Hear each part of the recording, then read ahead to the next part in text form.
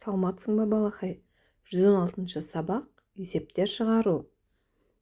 Сабақты бастамас бұрын каналға тіркеліп, лайк басуды ұмытпа. Бірінші тапсырма. Балалар 10 адамға дастархан жайды. Қанша ас үй құралы жетпей тұр дейді. Енді суретке қарап, әр затты санап шығайық, иә? Кесе 10 дана екен. Қане санап көрейікші. 1, 2, 3, 4, 5, 6, 7, 8, 9, 10. Қасық 7 дана екен. Қане санап көрейік. 1, 2, 3, 4, 5, 6, 7. Тәрелке 8 дана екен. Қане санап көрейік. 1, 2, 3, 4, 5, 6, 7, 8. 10 данадан болу үшін қанша жетпейді? Соны санап көрейік, е? Бізде қасық 7 қасық. 10 болу үшін бізге әлі 3-еуі керек, е? 7-ге 3-ті қоссақ 10 болады. Ал тәрелкеміз 8 дана. 10 болу үшін бізге әлі 2 данасы керек. 8-ге 2-ні қоссақ 10 болады. Осы заттарды толықтырғаннан кейін 10 адамға арналған дастарханымыз дайын болады. Енді орындықтарды да санап, 10-ға әлі нешеуі жетпейтінді есептеп табуымызға болады екен. Қысқаша жазылуы бойынша есептер құрастыр дейді. Кесе бізде 10 дана, қасық 7 дана, тәрелке 8 дана. Бірінші сұлба бойынша қасық 7 дана, кесе белгісіз, бірақ 3 дана артық.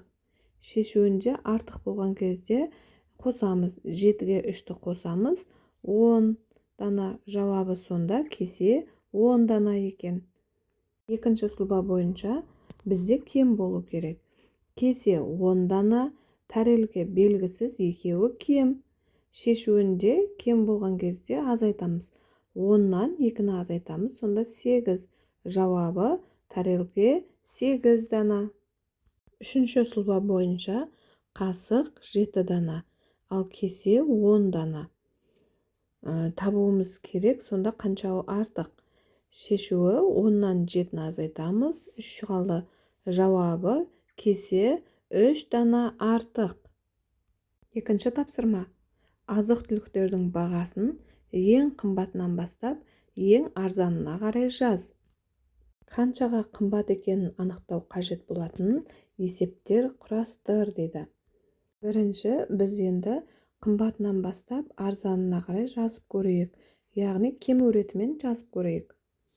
Бірінші, нан бізде 100 теңге, одан кейін сары май 90 теңге, ірімшік 70 теңге, қант 50 теңге, тәтті тоқаш 30 теңге, және де бәліш 10 теңге.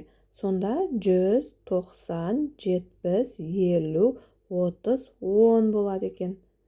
Енді біз осыған байланысты есеп құрастыруымыз керек. Берілгенде ірімшік бізде 70 теңге, ал бәліш 10 теңге. Ірімшік бәлішке қарағанда қанша теңгеге қымбат екенін табуымыз керек. Ол үшін 70-тен 10-ды азайтамыз, сонда 60 қалады. Жауабы ірімшік бәлішке қарағанда 60 теңгеге қымбат екен. Үшінші тапсырма.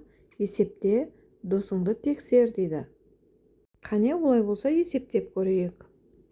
10 мен 5-тің қосындысы 15 болады. 18 бен 8-дің айырмасы 10 қалады. 19 бен 9-дің айырмасы 10 қалады. 20 мен 2-ның айырмасы 18. 15 бен 5-тің қосындысы 20. 20 мен 8-дің айырмасы 12 қалады. 14 бен 2-ның қосындысы 16. 18 бен 6-ның айырмасы 12, 19 бен 3-дің айырмасы 16 қалады. Төртінші тапсырма. Теңдеулерді шеш. Бірінші теңдеу 18 азайту x тең 8. X тең 18 азайту 8. X тең 10. Енді тексереміз.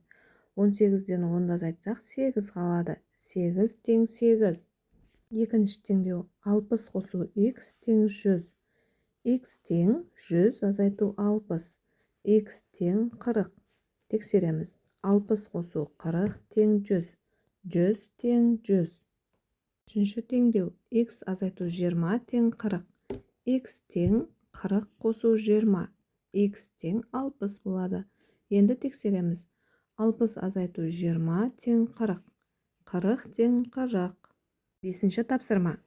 Шырындар мен нан өнімдерін таңдаудың қанша нұсқасы бар? Сатып алынған тауардың құны қанша? Берілген кестеге қарап, тігінен көлденеңінен қосамыз.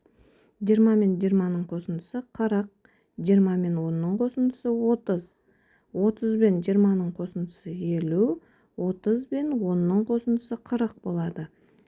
50 мен 20-ның қосындысы 70, 50 мен 10-ның қосындысы 60 болады. Осымен бүгінгі сабағымыз аяқталды. Келесі сабақта кездескенше сау бол балақай.